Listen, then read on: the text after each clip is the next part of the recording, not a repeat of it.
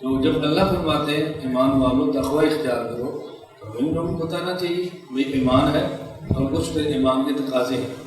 یہ جو ایمان کے تقاضے ہیں ان کو پورا کرنے کا نام تقوی ہے۔ جب ہم نے کلمہ پڑھا ہے لا الہ الا اللہ محمد رسول اللہ، اور کلمہ ہم نے پڑھا ہے تو اس کلمے کا معنی یہ ہے کہ ہم حکم خدا اور طریقہ مصطفیٰ ان دونوں کی اختیار کریں گے۔ تو کلمے ایمان کے جو تقاضے ہیں اس کا نام ہے تقوی، اور وہ تقاضے ہم نے پورے کرنے ہیں۔ آنکھ اللہ نے دی ہے تو اللہ سے پوچھ رہے ہیں اس کو کہاں استعمال کریں۔ ہاتھ اللہ نے دی ہے تو اللہ سے پوچھ رہے ہیں اس کو کہاں استعمال کریں۔ مال اللہ نے دیا ہے تو اللہ سے پوچھے ہمیں کہاں استعمال کریں۔ اللہ پاک بتائیں گے، لیکن اپنے پیغمبر حضرت محمد صلی اللہ علیہ وسلم کے واسطہ سے بتائیں گے کہ یہ تم نے کہاں کیسے کرنا ہے۔ اس لیے ہمیں ان معاملات میں تقوی اختیار کرتے ہوئے رسول اللہ صلی اللہ علیہ وسلم اور سنت کا بہت اہتمام کرنا چاہیے۔ تقوی اختیار کرنا تھوڑا سا مشکل ہے، یعنی گناہوں سے بچنا تھوڑا سا مشکل ہے۔ ہم یہ نہیں کہتے ممکن نہیں ہے، ممکن ہے لیکن تھوڑا سا مشکل ہے۔ اللہ رب العزت جب حکم دیتے ہیں تو اس حکم شریعت کو آسان کرنے کا طریقہ بھی بتا دیتے ہیں۔ تو اللہ نے پہلے حکم دیا اتقوا اللہ، تقوی اختیار کرو، اور پھر اس کو آسان کرنے کا نسخہ بتا دیا کونوا مع الصادقین۔ تقوی اختیار کرو، اکیلے ہو کے ذرا مشکل ہے، صادقین کے ساتھ مل جاؤ گے تو عمل کرنا آسان ہو جائے گا۔ اللہ نے بتا دیا کونوا مع الصادقین، صادقین کے ساتھ رہو تو عمل کرنا آسان ہو جائے گا۔ آپ کو دیکھیں ایک ماحول میں رہ کر گناہ سے بچنا مشکل ہوتا ہے، تو جب دو چار آدمی اس ماحول میں اکٹھے ہو جائیں تو پھر بچنا بہت آسان ہو جاتا ہے۔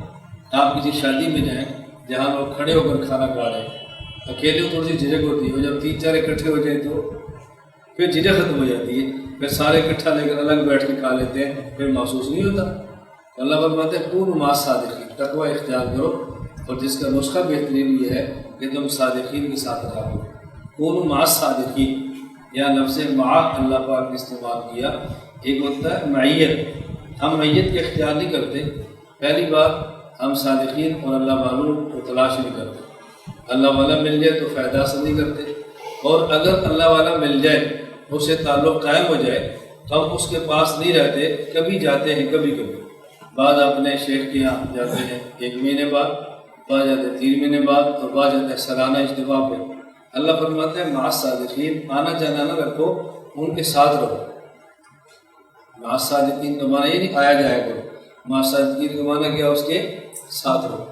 کچھ عرصہ اپنے شیخ اور ولی کے ساتھ رہو، اس سے مزاج بن جائے گا، آئندہ گناہوں سے بچنے کی ہمت اور طاقت پیدا ہو جائے گی، تو بندہ تبدیل ہو جاتا ہے۔ یہ بہت ضروری چیزیں ہیں، اور یہ بات اچھی طرح ذہن نشین فرمائیں کہ جس طرح ایک مرغی ہے، آپ اس سے بچے لینا چاہتے ہیں، اس کا طریقہ کیا ہوتا ہے؟ انڈے لیں اور مرغی کے نیچے رکھ دیں۔ اس گرمی اور حرارت جو مرغی کے بیٹھنے سے ہوگی، اس حرارت سے بچہ پیدا ہوگا، لیکن یہ ہوگا کب؟ جب پورے 21 دن وہ انڈا مرغی کے نیچے آپ رکھیں، اور اگر آپ 21 دن نہ رکھیں، 3 دن رکھیں اور پھر انڈا اٹھا لیں، پھر 3 دن رکھیں پھر اٹھا لیں، پھر 3 دن رکھیں پھر اٹھا لیں، 7 مرتبہ 3 دن کے لیے آپ مرغی کے نیچے انڈا رکھیں، اور آپ اس کے بعد مرغی اٹھاتے رہیں۔ اس انڈے سے بچہ پیدا نہیں ہوگا، انڈا خراب ہو جائے گا۔